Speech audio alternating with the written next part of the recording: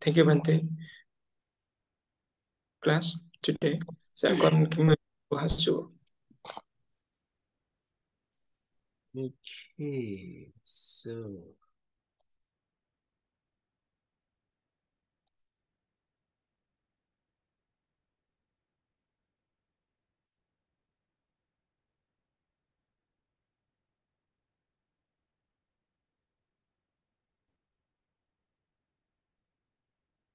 okay, let's get started. Last week,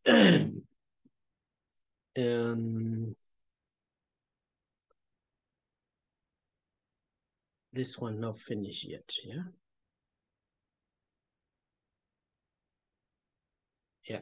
So let's read the story of the elder Muhammadan's mother, yeah? So his mother was sick and asking the medicine from her daughter to go to his son monk, yeah, and to give him medicine, but the monk didn't give him medicine, just only by declaration of the truth, yeah, and his mother get recover, yeah, completely recover from the being sick. So that's we have finished last week, and we'll continue about that as well. Yeah.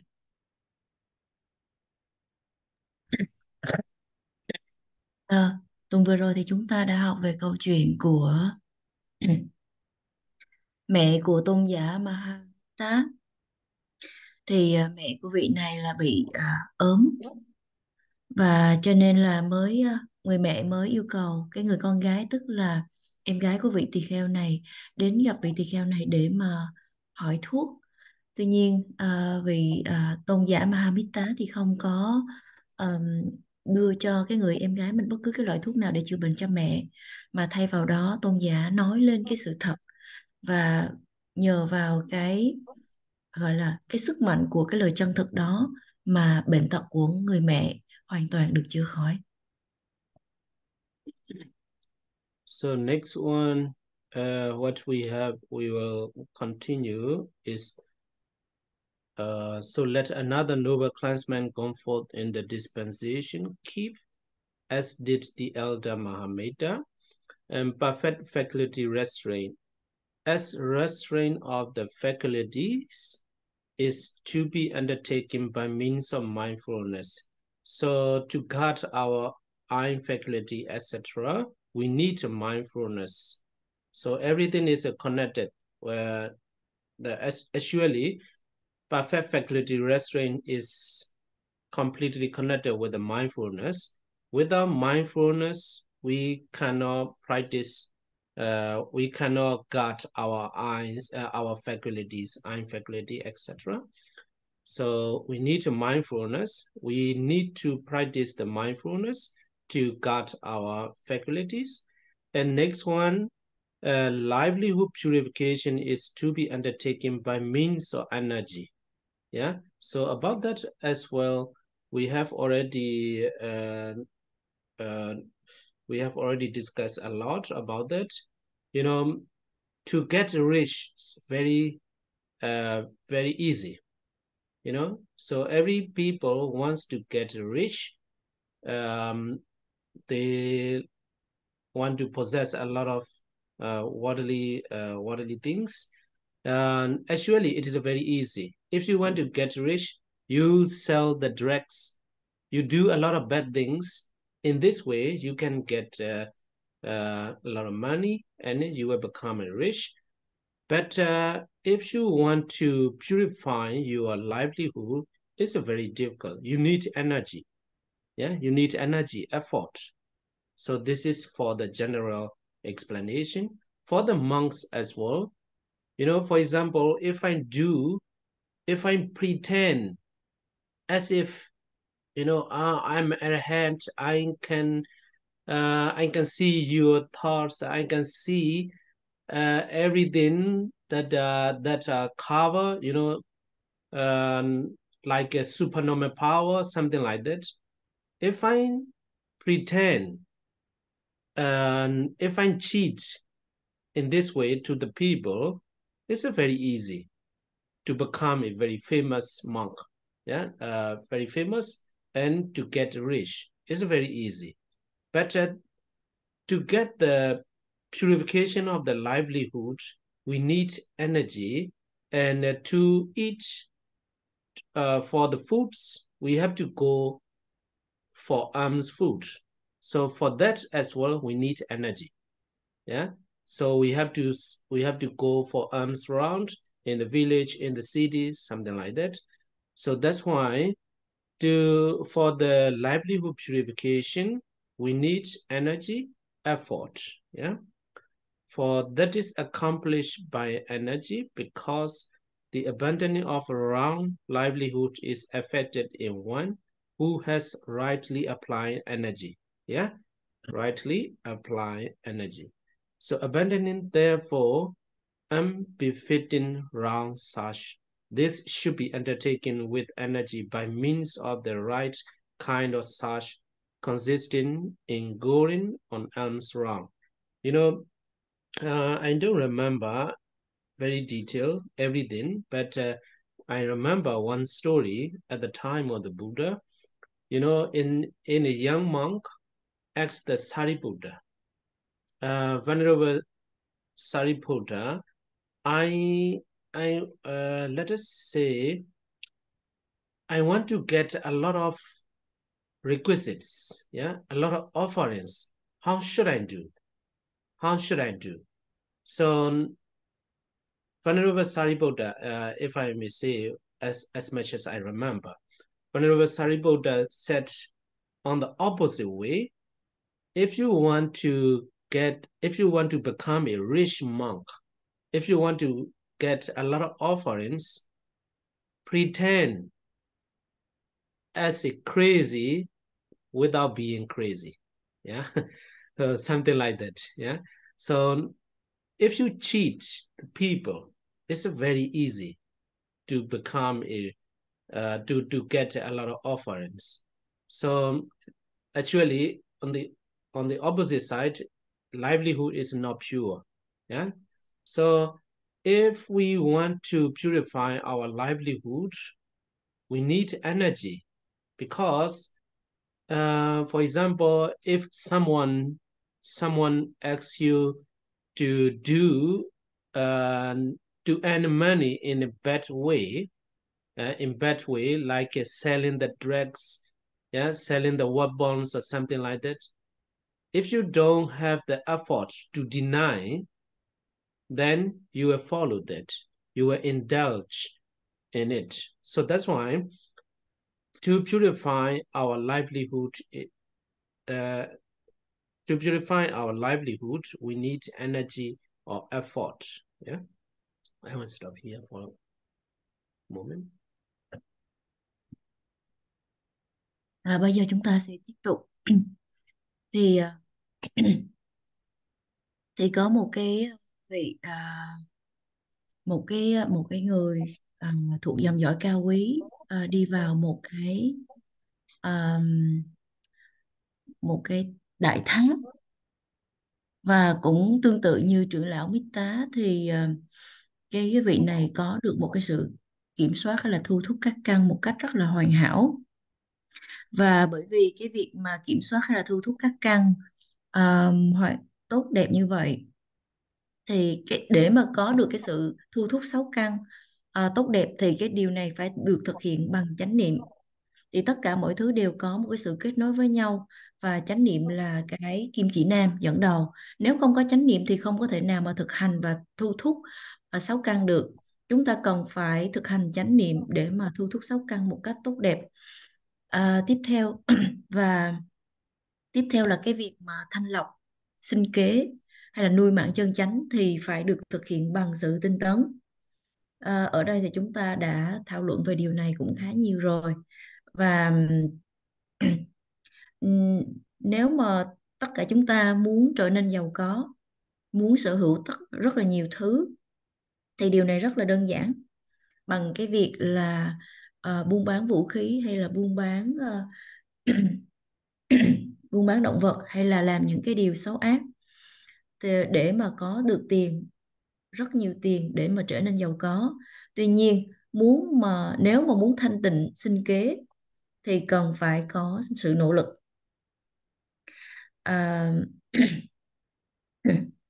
Bởi vì cái việc mà không chỉ là cư sĩ muốn trở nên giàu có cần phải nỗ lực, mà chư tăng cũng vậy. Nếu mà một vị tăng, ví dụ như nếu mà sư muốn giả đò là mình là bản thân mình là một vị A-la-hán, có những phép thần thông, có thể đọc được tâm người khác và dối lừa những người Phật tử, thì cái điều này nó rất là dễ dàng để mà trở thành một vị sư nổi tiếng và nhận được nhiều cái của bố thí cúng dường. Thì cái điều này quá dễ rồi. Tuy nhiên để mà thanh lọc sinh kế, để mà có sinh kế thanh tịnh thì không phải là chuyện đơn giản. Lúc bấy giờ cần phải có cái sự nỗ lực. Chẳng hạn như đơn giản là để mà có vật thực thọ dụng thì cũng cần phải nỗ lực bằng việc là đi bát hay là đi khất thực ở trong làng hay trong phố. Thì tất cả những điều đó là cần thiết phải có cái sự nỗ lực mới được thành tựu. Sư không nhớ kỹ lắm, không nhớ tất cả những chi tiết, nhưng mà có nhớ rằng có một câu chuyện xảy ra thời Đức Phật. Lúc bấy giờ là có một vị tỳ kheo trẻ đã đến gặp tôn giả Sariputta. Sư cũng không nhớ có chắc chắn là tôn giả Sariputta hay không, nhưng mà câu chuyện này là vị tỳ kheo trẻ đã hỏi tôn giả Sariputta là làm sao để mà con có thể nhận được nhiều cái của bố thí cúng dường, làm sao con nên làm như thế nào.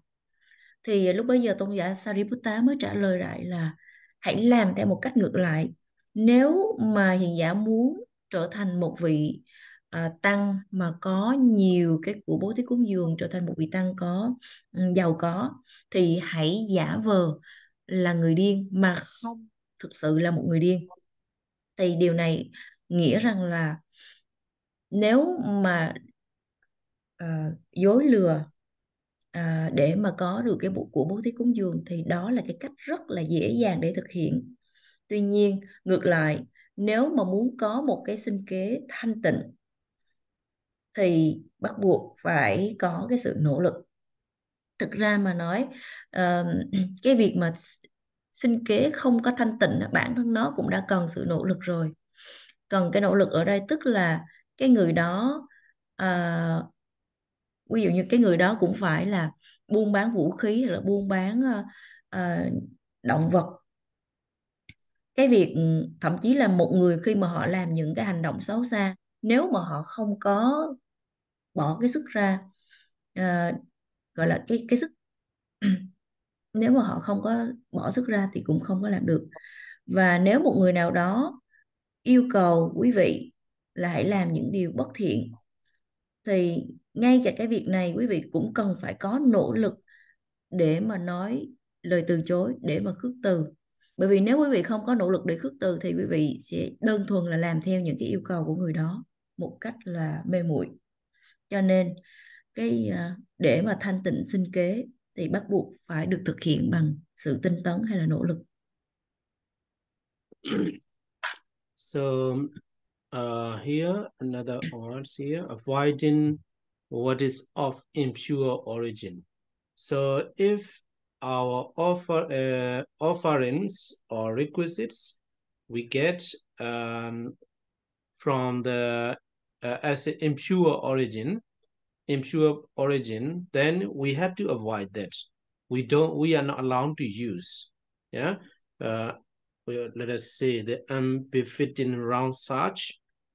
It is not if we get something from the people, and it is not allowed. It is not pure origin. If it is impure origin, we should avoid to use. And like as though it were a poisonous snake. Yeah.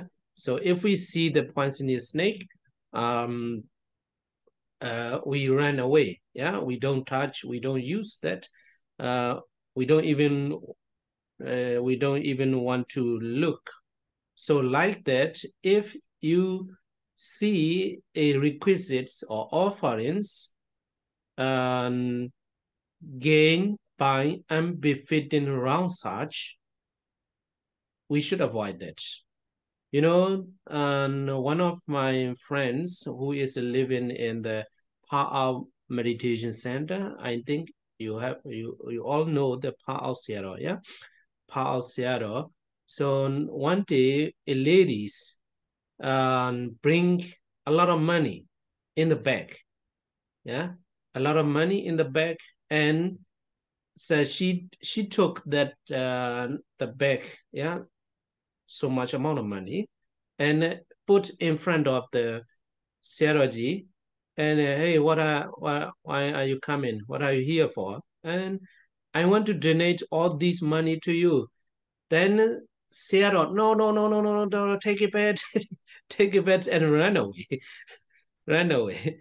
So like that, you know, this is the Seraji avoids. This is impure origin. That's why he avoid to accept that, because it is impure origin. So Seraji also practice as though it were poisonous snake. And yeah, so that is that's how I heard in from my friends from the Pa'ao Seraji. Yeah, and using only requisites of pure origin. So for monks and nuns, we should use only the requisites of pure origin. Yeah. And next one, herein for one who has not taken up the ascetic practice. So this one you have to learn the next chapter. Yeah. Ascetic practice, it is called in Pali Dutenga. Yeah, Dutenga. So if you are not practice the Dutenga, yeah, ascetic practice, you can any requisites obtained from the community. So here community means from the Sangha, yeah, from the Bhikkhu, a group of Bhikkhus, yeah, or Gana, we can say, you know, here in Pali, Abrigahita and Sialihas, you don't need to read, yeah, just and compare. Abrigahita Dutengasa, yeah, Sangato, yeah, Sangato is from a group of Bhikkhus, Sangato, and Ganado, yeah, Ganado from the community, yeah, community, and Dhamma Desanadihi, yeah, from laymen, lay people who have confidence in his special qualities of teaching the Dhamma. You know, for example, what is a pure origin? Pure origin means it is very important, yeah, it's very important. Pure origin, if we are not practicing the Dutenga ascetic practice, any requisites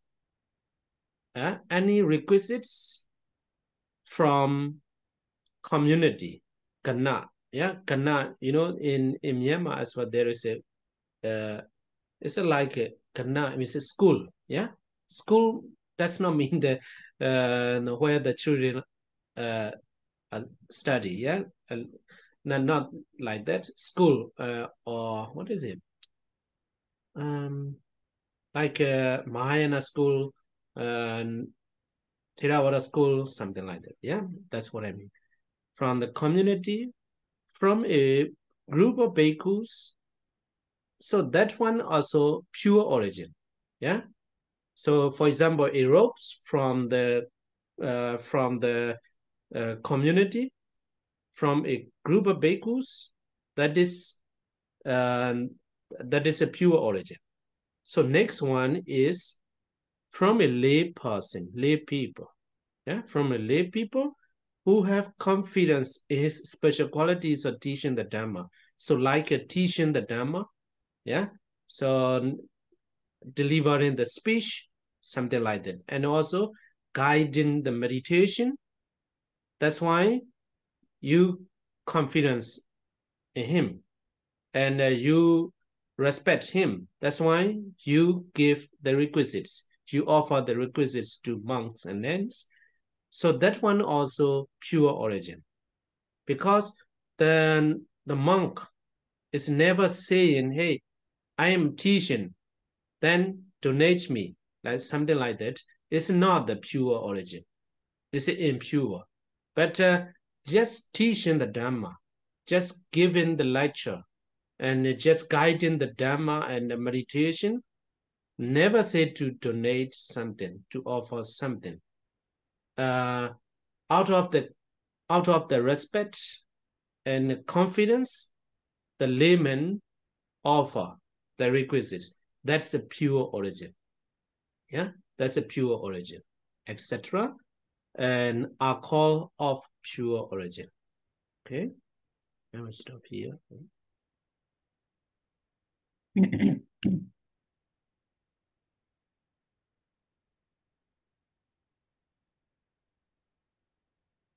Và tiếp theo là khi mà nếu mà những cái món vật dụng mà ta nhận được nó không có thanh tịnh, nó không có trong sạch, thì cần phải tránh, không có được phép dùng. Nếu mà chúng ta nhận được những cái gì đó từ người cư sĩ mà biết được rằng những cái món vật dụng này nó không có thanh tịnh hay nó không có trong sạch, thì chư tăng ni sẽ không có được phép sử dụng. Và những cái món vật dụng mà không thanh tịnh như vậy được ví như là rắn độc. Bởi vì khi mà chúng ta thấy rắn độc thì chúng ta sẽ bỏ chạy, chúng ta sẽ tránh, né, thậm chí là chúng ta còn không thèm nhìn nữa. Cho nên tương tự như vậy, khi mà được nhận những cái món vật dụng mà có được bằng những cái cách xấu xa, thì lúc bấy giờ chúng ta không có được sử dụng.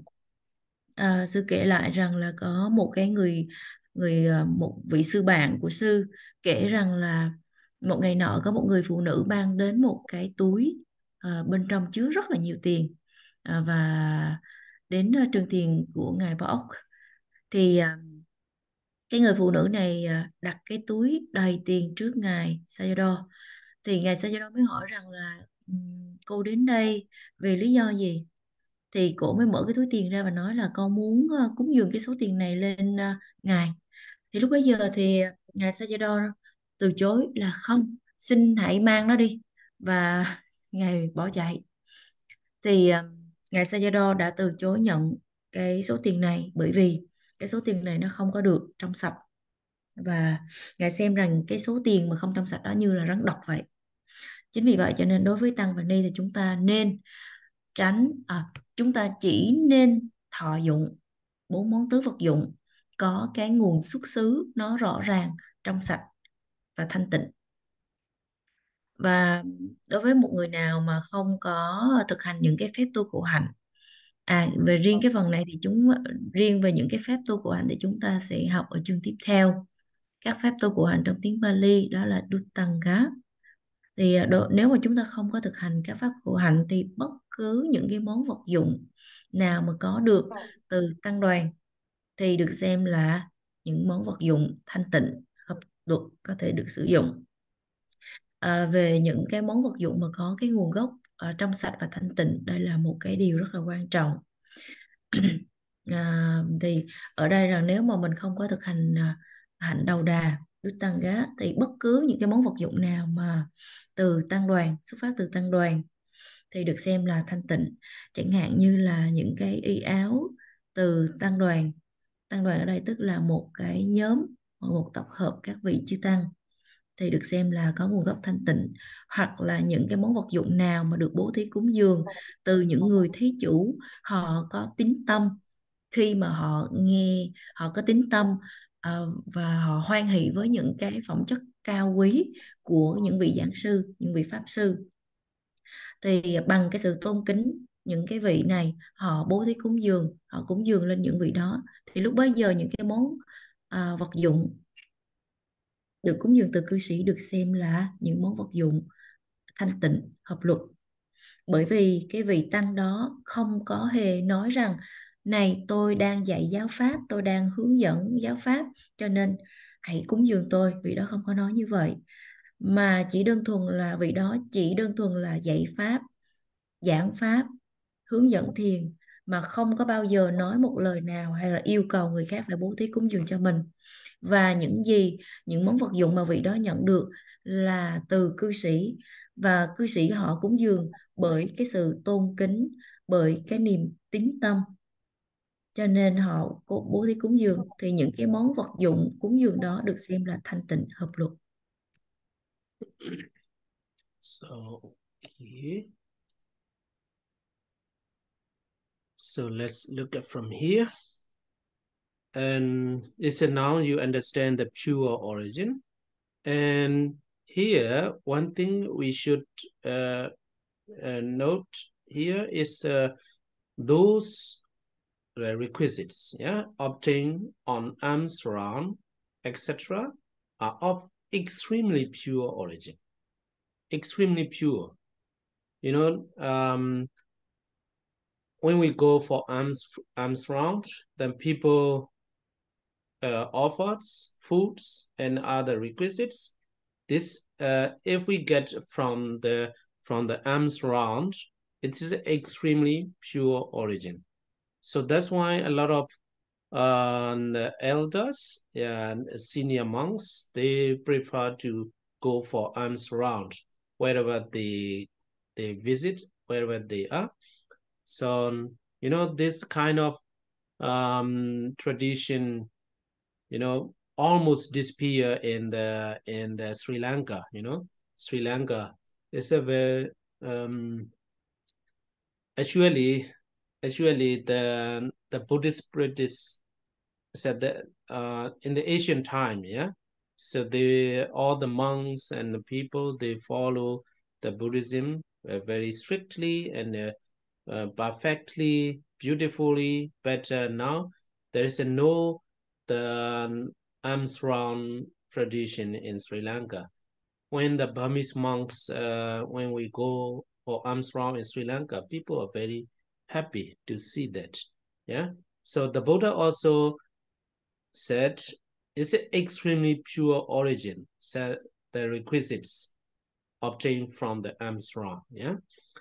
And that's one. And next one is for one who has taken up the active practice. So maybe for some people, you will understand, you have already heard, that's a Dudanga, yeah, Dudanga. But for some people, it's a if they don't know the Dudanga active practice, a little bit strange to understand. But I will try. So for one who has taken up the active practice, so in the next chapter, you have to learn about that, about the active practice. So if you are practicing the active practice, those obtained on alms round, the same, etc. And etc. means from a layman who have confidence in it, something like that. As long as this is in accordance with the rules of the active practice. There is a lot of the rules regarding with the active practice. So if you what you have is in accordance with the rules of the active practice, no problem. It's still pure origin. From people who have confidence in his spiritual qualities or ecstatism. Ecstatism means like a Dudanga. Dudanga, that, you know, like only, I will tell you as I remember, 1 meals in a day. It's a ekasanika, yeah? 1 meals in a day. So the whole day, so normally the breakfast and lunch, there's 2 times. But for the active practice, for the monks and for the people who is practicing the active practice, they use only 1 meal. It's a 1 active practice. And for some they only sitting. They practice only sitting. They never lie down. Yeah, they never lie down. There's also one. And for some actually practice, they never accept, but very detailed. You will have to learn later. Only the food obtained from the Armstrong, they eat. Yeah, are eaten. So when you go to the temple and when you give the foods, they don't eat. Yeah, so something like that. So this is an active practice. So now what we are talking about is a pure origin. So you understand, so normally pure origin means requisites from the community, from a group of bhikkhus, from laymen, from people who have confidence in his special qualities or teachings of Dhamma. This is like those requisites obtained from Armstrong is a pure origin. So now you understand that. Hope so. Yeah.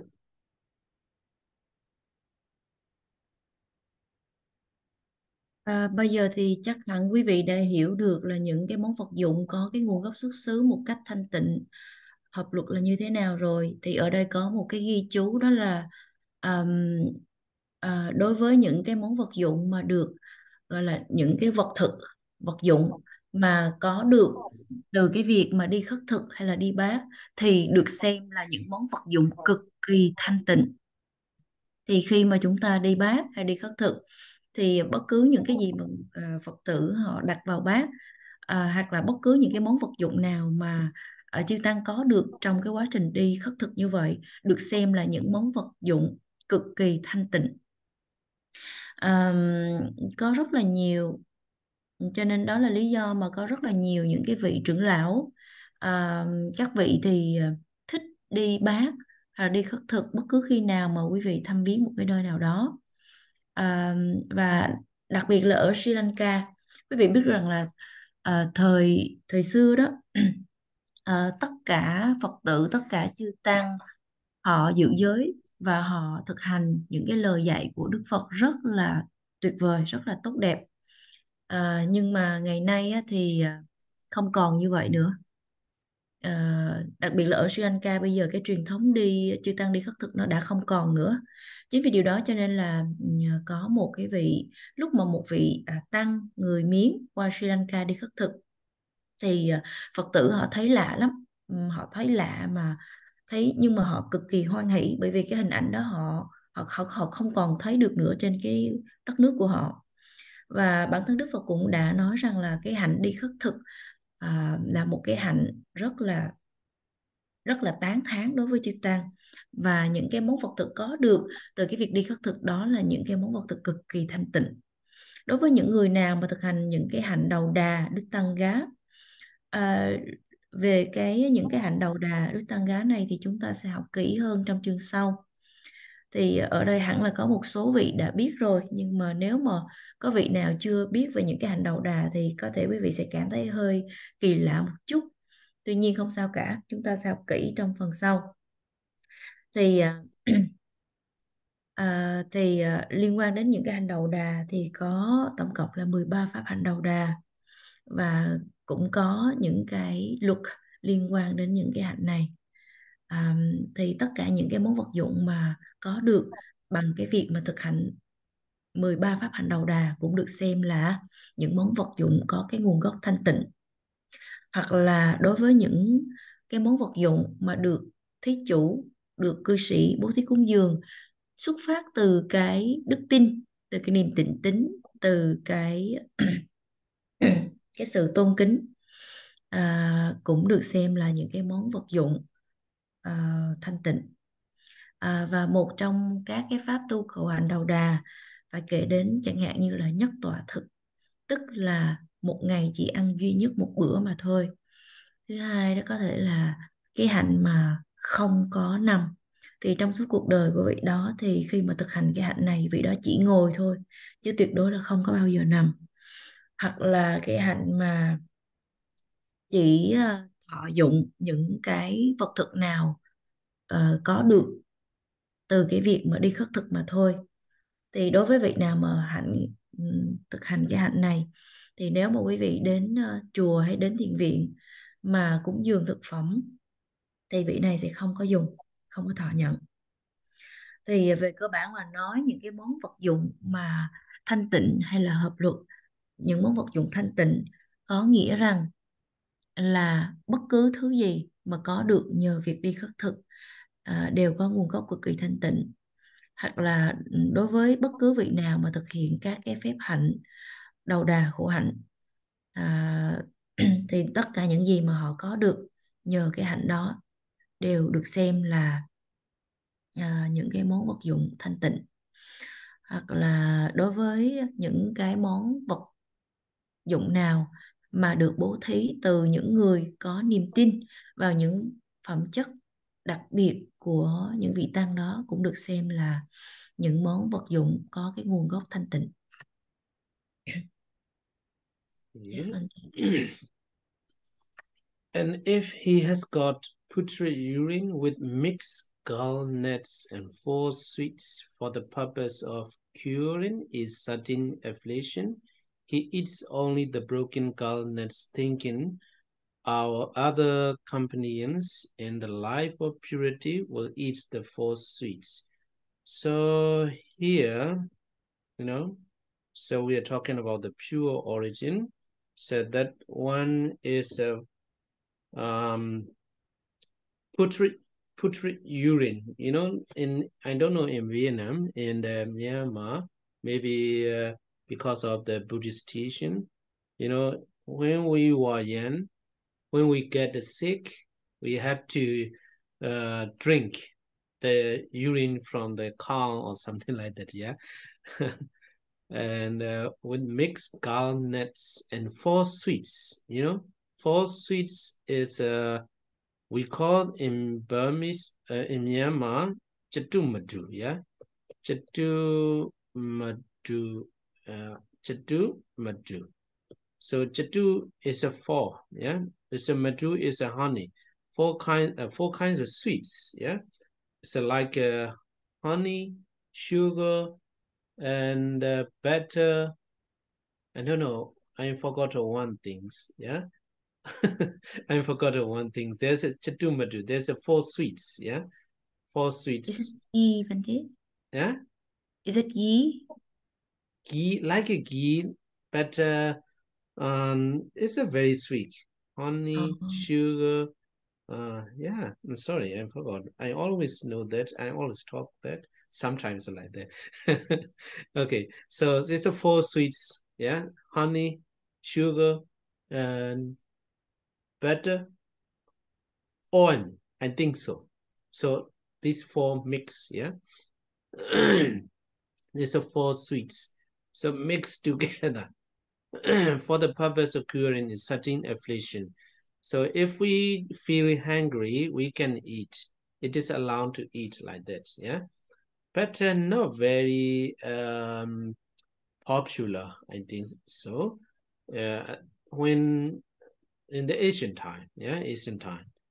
Also, in some way, it's not very expensive for the young monk, yeah, who are studying in the monastery. They cannot buy that one. And he eats only the broken gallnuts, thinking our companions in the life of purity will eat the 4 sweets.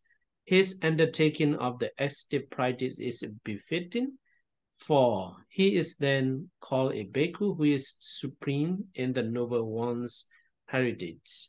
So yeah, this one not very important, but it's good to know.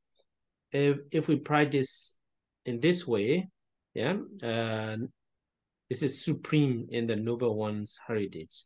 As to the robe and other requisites, yeah, no hint said this is for the medicine, and robe and other requisites, no hint, no indication, roundabout talk, we have already finished many times, yeah. And intimation about robes and alms food is allowable for a bhikkhu who is purifying his livelihood, yeah. You know, for the robe and other requisites, no hint, no indication, roundabout talk, intimate about robes and food is allowable. Yeah, allowable. We have to understand the opposite. Yeah, so not allowed. If we, you know, for example, Salihasu, my robe, you know, my robe is very old. There's a lot of I have got this, I have wear this robe many years. It's not good color or something like that. It's an indication or hinting, yeah? In this way, not allowed, yeah? Not allowed. But a hint, indication, roundabout talk about resting place is allowable for one who has not taken up the estate practice, yeah? That is a one. So for the resting place, for the monastery, yeah, the place where we have to stay, yeah, resting place, Sinasana in Pali, yeah, Sinasana as well. We have already talked about that, yeah. So monastery, vihara, yeah. We can give a hint, yeah, indication, or is allowable for one who has not taken up the estate practice. We are not practicing the estate practice. Yeah, 13 estate practice, as I have already told you. Next chapter, you have to learn. Yeah, if we are not practicing that, we can give a hint, like for example, hint is a very difficult to talk about that. Hinting means it's a very soft, very gentle speech, yeah, like I don't know where I have to stay next year, something like that. Venerable, you don't have a place. Yeah, I'm still thinking where I should stay. At the moment, I don't have a place to stay and to live and to practice, something like that. Yeah, it's a hinting. It's allowable. And here a hint is when one who is getting the preparation of the ground, or here is a definition. What is a hint? Yeah. So for example, the people are getting preparation of the ground, and then for the purpose of making a resting place, vihara. So they are preparing, they are making that. And as what is being done, Venerable Sir? Who is having it then? He replies, no one. Yeah. And another people, yeah, monks is preparing. Yeah. Monk is preparing the ground. And then the people ask, what is being done, Venerable Sir? Who is having done it? Who made this? Who helped you? Yeah. No one. Or any other such given hints. So it's a very what is it? Not hinting is not directly talking. Directly talking, hey, please buy a vihara monastery for me. It's not allowed. An indication is saying, lay follower, where do you live? Yeah, because he doesn't have any place to stay. So that's why I go to the lay people. Hey, lay follower, where do you live? In immersion, Venerable Sir, but lay follower, immersion is not allowed for bhikkhus.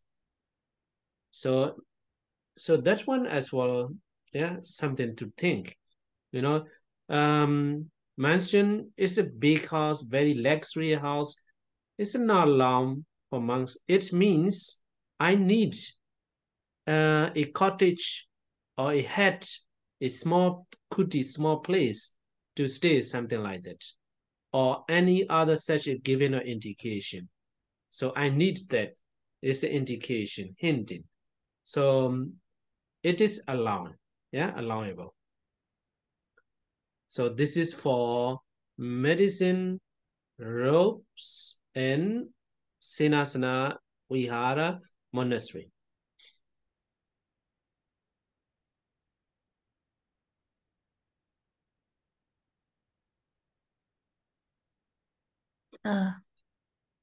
Tiếp theo đó là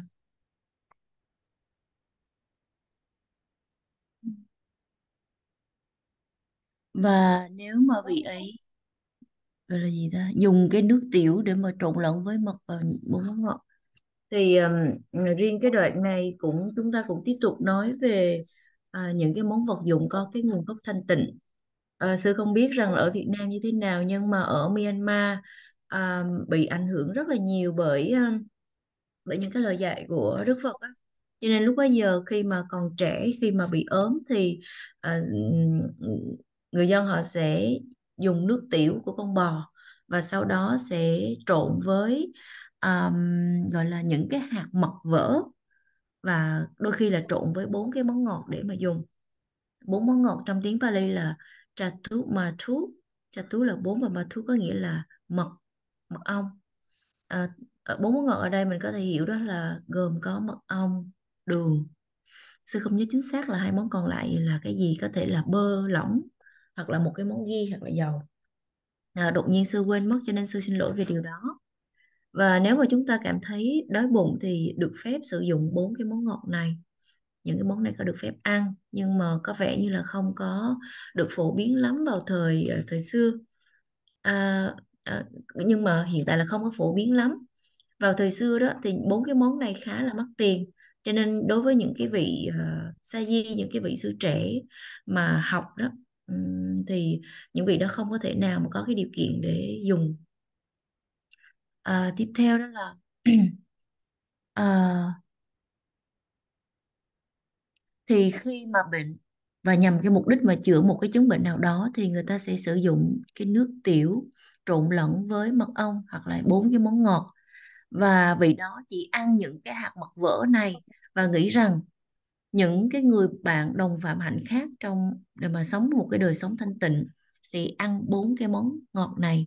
Cho nên vị đó đã thực hiện các cái phép hạnh khổ, các cái phép đầu đà hay là các pháp hành khổ hạnh là xứng đáng. Và lúc đó vị này được gọi là một vị tỳ khưu, là người tối thượng trong việc kế thừa di sản của các bậc thánh. Cái đoạn này không có quan trọng lắm, nhưng mà cũng nếu mà chúng ta biết thì cũng rất là tốt. Và một cái đoạn nữa đó là đối với y áo và các cái món vật dụng cần thiết khác thì không có được phép gợi ý, chỉ dẫn, nói gián tiếp, nói vòng vo. Tuy nhiên cái việc mà gợi ý về y và đồ ăn khất thực đối với một vị tỳ khưu mà đang thanh lọc cái sinh kế của mình, ở đây tức là cái việc mà không có được phép nói gợi ý, chỉ dẫn, nói vòng vo để mà có được y áo cũng như là những món vật dụng cần thiết khác. Nhưng mà được phép gợi ý, chỉ dẫn hoặc nói vòng vo về trú xứ đối với cái người nào mà chưa có thực hành pháp khổ hạnh.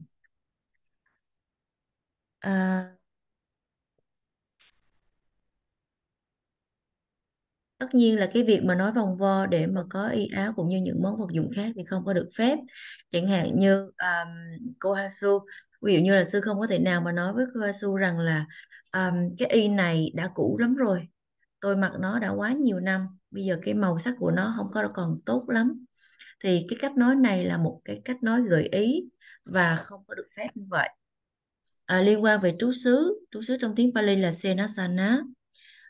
Nếu mà chúng ta không có thực hành phép khổ hạnh hay là chưa có thực hành cái phép khổ hạnh nào thì cái việc mà được nói một cách gián tiếp thì điều này được cho phép. Chẳng hạn như vị này nói rằng là tôi hiện tại thì tôi không có cái trú xứ nào để mà ở, để mà sống, để mà thực hành. Thì cái việc mà nói là chưa có cái trú xứ nào để ở, mặc dù nó là cách nói gián tiếp, tuy nhiên nó được cho phép. Hoặc là khi mà chưa có trú xứ và muốn mà có trú xứ để mà chuyên tâm tu tập thì vị này có thể hỏi một người cư sĩ chẳng hạn như là đang làm gì vậy, hoặc là ai đang làm việc gì đó, và cái người này họ sẽ đáp lại là không có ai cả, hoặc là ừm, hoặc là cái trú xứ này chưa có ai ở, vân vân. Thì cái cách nói gợi ý như vậy được cho phép. Hoặc là đưa ra một cái lời gợi ý, chẳng hạn như là này cư sĩ, anh hay là cô đang sống ở đâu? Thì vị này sẽ trả lời là bạch ngài, con đang sống ở trong biệt thự. Thì vị này lại đáp là nhưng mà này cư sĩ, biệt thự không phải là cái nơi được phép dành cho các vị tỳ kheo. Biệt thự, cái mansion ở đây là những cái ngôi nhà nó rất là lớn và nó rất là xa hoa lộng lẫy, và nó sẽ không có phù hợp với những người sống đời sống phạm hạnh. Thì lúc bấy giờ cái việc mà gợi ý hoặc là nói gián tiếp rằng mình chưa có trú xứ để ở như vậy được phép, bởi vì vị này rõ ràng rằng là cần một cái trú xứ bằng mái tranh hoặc là bằng chòi, một cái nơi nào đó nó nhỏ để mà ở. Vị này đang cần nó, thì cái việc gợi ý như vậy được cho phép. Thì tất cả những thứ liên quan, chẳng hạn như là về thuốc men, về y áo, về trú xứ thì trong trường hợp này được phép.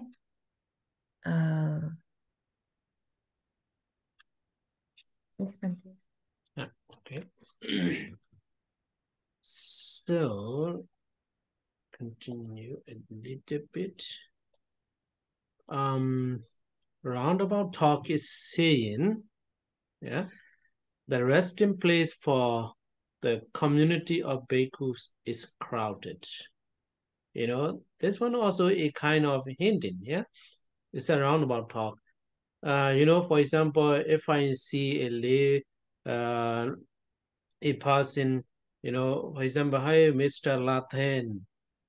There are a lot of monks in the monastery. Yeah, there is a lot of monks in monastery. It's a crowded. It's a the temple is a very small. It's not enough place, something like that. So I don't say, hey, Mr. Lathan, please donate the monastery or something like that. It's a direct, yeah. So roundabout talk is like that. Resting place for the community of bhikkhu is crowded, or any other such oblique talk. Yes, it's an indirect talk, oblique. And all, however, is allowed in the case of medicine. So this is roundabout talk is not allowable. Wait. For the resting place is allowed. Yeah. Yeah. So, but for the medicine, yeah. For the medicine, in the case of medicine, all is allowed. We can invite the donors. Yeah, we can invite the donors freely. Yeah, freely. If you are sick for the medicine, you can ask medicine. You can ask the people to offer the medicine. That should be noted. Yeah, that should be noted. So all other requisites, there is a lot of things you should know. But for the medicine, in case of medicine, you can ask the medicine from the people. But when the disease is a cure, is it or is it not allowed to use the medicine obtained in this way? This is just a discussion. You know, now you have recovered. You have recovered, then it is allowed to ask, yeah, continuously asking, continuously to ask continuously for the medicine. Is it allowed or not? Yeah. So herein, Vinaya specialists say that the opening has been given by the Blessed One. Therefore, it is allowable. So according to the Vinaya, it's still allowed. So from any aspects, medicine is allowed. Yeah, it's allowed to ask the people to donate, to offer the medicine. It's open. Yeah, it's allowable. But the Siddhanta specialists say, is another perspective, say that though there is no offense, nevertheless, the livelihood is sully. There's no offense, no rules. But if we are still asking the medicine without being sick, our livelihood may be impure. And not the higher level. Not the higher level. So now what you have to understand is, in case of medicine, you can ask freely, freely, in many ways, direct or indirect, or in any way. It's allowable. It is allowed to ask. But some Sotanta specialists, some monks say, if we ask the medicine without being sick, our livelihood may be impure. Therefore, it is not allowable. So this is one perspective. But one who does not use hints, indications, roundabout talk, or intimation, though these are permitted by the Blessed One. So even though it is permitted, it's permitted to ask, and who depends only on the special qualities of pureness of wishes. But for example, even though without being sick, we are not sick. If we ask a lot of medicines, it shows it is evil wishes, full of wishes. It is not good, So we should have a special qualities of pureness of wishes. Makes use only of requisites obtained, otherwise than by indication, etc. Even when he thus risks his life, is called the supreme in living in effacement. And what does that mean is you will have to learn later in the Sariputta, the story of the Sariputta. For the Venerable Sariputta, even his lives, his life is in danger. His life is in danger of losing his life, and but he never searched the requisites by indication, roundabout talk, hinting. He never used that in that story. You will have to learn. But so briefly to say, in case of medicine, it is allowed to ask people to offer medicine. It is allowed. But some senior monks, Sotanta senior monks, specialists, even though there is no offense, there's no rules, if we ask the medicine from the people, our livelihood may be impure. That's one. And another one is the importance. The importance is whether we have evil wishes or pure wishes. We should have the pure wishes. So that depends on that. And make use only of requisite obtaining, otherwise. And next one is, for if you want to practice very strictly like a Venerable Sariputta, even though our life is in danger of losing, danger of death, we don't search the medicine by indication, hinting, roundabout talk, etc. It is called the supreme in living in effacement, like a Venerable Sariputta.